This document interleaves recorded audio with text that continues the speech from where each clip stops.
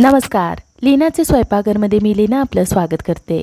उन्हाळा वाढला की आपल्याला काहीतरी थंडगार खावंसं वाटतं. म्हणूनच आज आपण बाहेरचं भेसळयुक्त आईस्क्रीम न आणता घरातल्याच फक्त 4 साहित्यांपासून अतिशय मलाईदार आणि चविष्ट आईस्क्रीम बनवणार आहोत.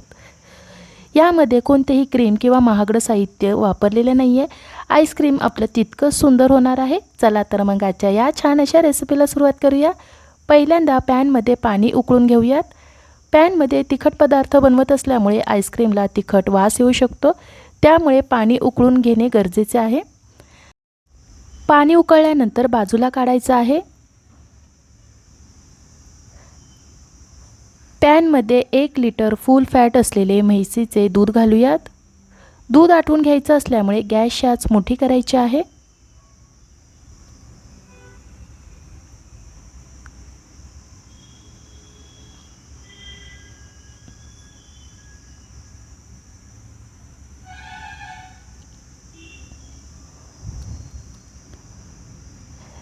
दुधामध्ये पाण्याचा अजिबात वापर करायचा नाही आहे.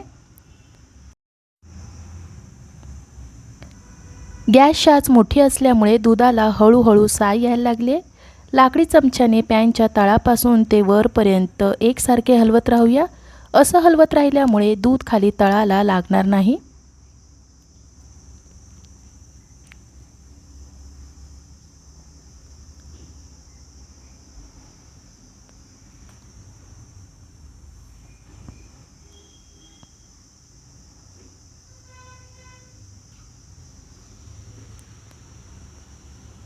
तीन ते 4 मिनिटांनंतर दुधाला खळखळून उकळी आलेली आहे.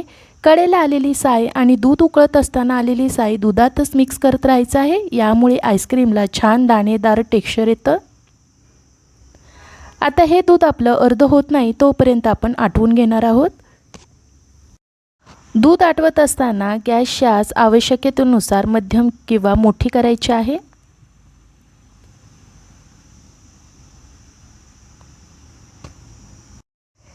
गॅसच्या मोठ्या आचेवर दूध आटवण्यासाठी मला 30 मिनिटे लागलेली आहे.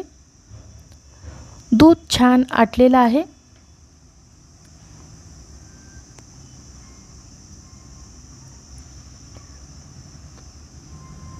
आता याच्यामध्ये 4 चमचे साखर घालूया. आईस्क्रीम तुम्हाला किती गोड हवं आहे त्याप्रमाणे साखरेचे प्रमाण कमी किंवा जास्त करू शकता. साखर घातल्यानंतर आपण मिक्स करून विरघळून घेऊयात. 5 ते 7 मिनिटे झाल्यानंतर साखर विरघळलेली आहे. 4 वेलची सोलून त्याची पूड करून घेतलेली आहे. वेलची पावडर घालूया. 4 काजू आणि 4 बदामाचे बारीक काप करून घेतलेले आहे. काजू बदामाचे काप घालून मिक्स करूयात. वेलचीचा सुवास आणि ड्रायफ्रूटचा वापर केल्यामुळे आईस्क्रीमचा प्रत्येक घास रॉयल लागणार आहे. मिक्स करून झाल्यानंतर लगेचच आपण गॅस बंद करूया, म्हणजे वेलचीची चव टिकून राहील. आता हे मिश्रण आपण पूर्ण थंड करून घेऊयात. मिश्रण पूर्ण थंड झालेलं आहे. हे मिश्रण घट्ट झाकण असलेल्या डब्यामध्ये भरणार आहे.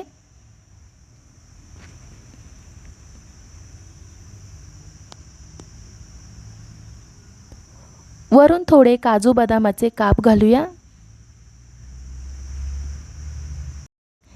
डब्याला झाकण लावून फ्रीजरमध्ये 7 ते 8 तास किंवा रात्रभर सेट होण्यासाठी ठेवूयात. घट्ट झाकण लावल्यामुळे याला फॉईल पेपर लावायची गरज लागणार नाही आहे. सैल झाकण असलं तर आईस्क्रीमवर बर्फाचे खडे तयार होऊ शकतात. दुसऱ्या दिवशी डबा फ्रीजरमध्ये बाहेर काढलेला आहे. डब्याचे झाकण काढूया. तुम्ही पाहू शकता आईस्क्रीमवर बर्फाचे खडे तयार झालेले नाही आहेत. अगदी तोंडात विरघळेल असं आईस्क्रीम झालेलं आहे. आईस्क्रीम निघण्यासाठी पातेल्यामध्ये साधं पाणी घेऊयात. डबा त्याच्यामध्ये ठेवूयात. 10 मिनिटे झाली की डबा पाण्यामधून काढून या पद्धतीने दोन्ही हाताच्या मदतीने घुसळून घेऊयात, जेणेकरून आईस्क्रीम आपलं सहज बाहेर निघेल.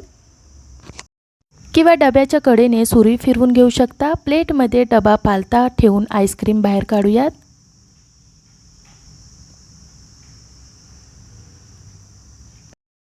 प्लेटमध्ये आईस्क्रीम काढून वर सजावटीसाठी काजू बदामाचे काप घालूया. बघा, आईस्क्रीममध्ये कोणतेही क्रीम किंवा कंडेन्स मिल्क न वापरता मलाई कुल्फी स्टाईल आईस्क्रीम खाण्यासाठी तयार झालेला आहे.